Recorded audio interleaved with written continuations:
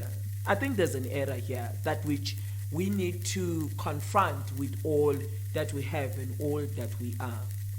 Number one, we look at Mia Leroux. It says she is a South African, irrespective of the color. Let's look at the leadership of Nelson Mandela post-apartheid, when we had a massive number of the white citizens of South Africa who relocated and were attempting to leave South Africa back into the Western. Nelson Mandela called them back, and together with others, when they were developing the constitution, they said South Africa belongs to all who lives in it.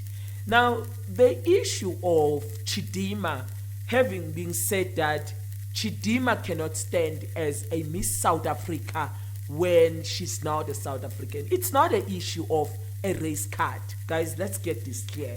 And our African brothers must also understand this element. It's not a matter of color. It's not a matter of race card. It's a matter of principles, of culture, of belonging. If Maya Leroux is a South African and she's white and she won because she deserves, let it be. And if Chidima was a South African, let it be. Chidima is not a South African. We cannot allow that, and we will not allow that. Not on the basis of hate again. It's not hate. It's the reality of the truth. South Africa belongs to its citizen and others that are here. Anyone who subject themselves in South Africa must abide by the law. We have the laws that are governing. Again, personally, I have a very serious problem with Nigerian nations. And before I tell you this, I would also want to say, if Maya was not a South African person at all, if anyone at any given time can prove that Maya or Mia is not a South African citizen, I think it would be within the best interest of South Africans again to stand up and dismiss her appointment. But if she's a South African and she's white, it's okay, let it be. Now, Nigerian nation, people of South Africa, hear me well. When we look in the Bible, when the people of God went out to the nations and they were going to possess a land, they would assess the land and they would look at its inhabitants, and thereafter they will go and begin to possess the land, and they will possess the wives of that land, and they will kill the man. Strategically and biblically, according to the writings and everything that is in the writing, you see this behavior coming with the Nigerians in South Africa. The first thing that Nigeria does, Nigeria is very strong with the woman. Nigeria goes after the woman. When Nigerians came here in South Africa, they didn't go after all other things. They first went after the woman. Let me tell you why they went after the woman of South Africa. Is that they may bear children with the woman of South Africa. And when they bear children with the woman of South Africa, the generation that comes after, it's no longer a generation of South Africa. It is now a generation of Nigeria. That is why the majority of them have married the woman. It is a strategy to take over the nation of South Africa.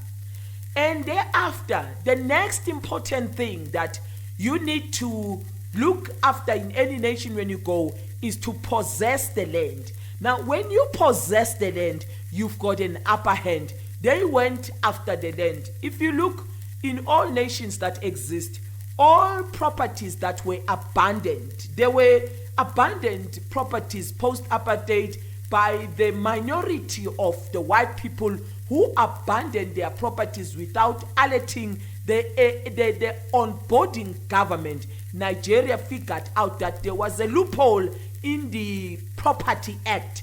There was a loophole in the Property Act, and therefore they went after these properties, having portrayed themselves as the agent by virtue of the governing laws, and they took most of these properties.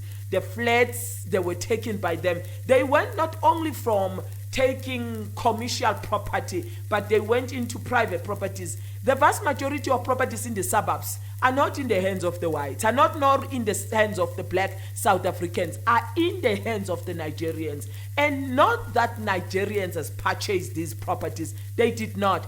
They hijack these properties, and thereafter they either sell it to someone else or find a way of renting it. Somehow they generate profit from that.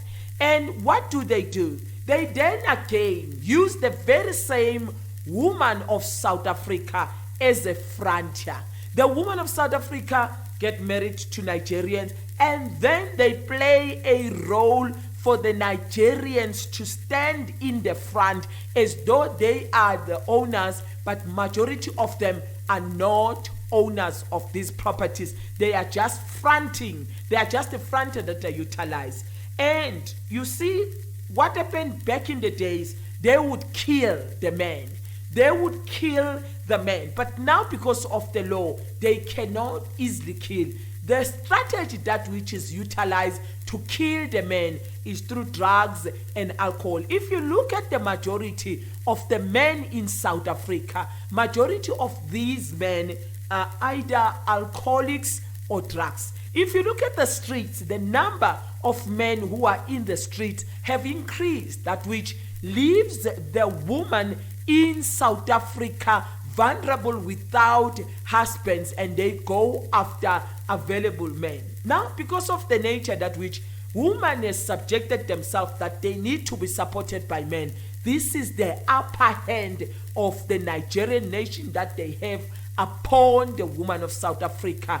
They come to them in a form of maintaining them, because women of South Africa, majority of them have not understood who they are to stand their position in terms of maintaining themselves. They subject themselves to the Nigerian men so that they can have an easy life. But that does not also turn out to be. Once they have found and solicited largely what they're looking for, they abandon this woman and they carry on with their children. What they want is just the children that comes from this woman. And once they have that, then they've got their identity. They are Nigerian, and South Africa will eventually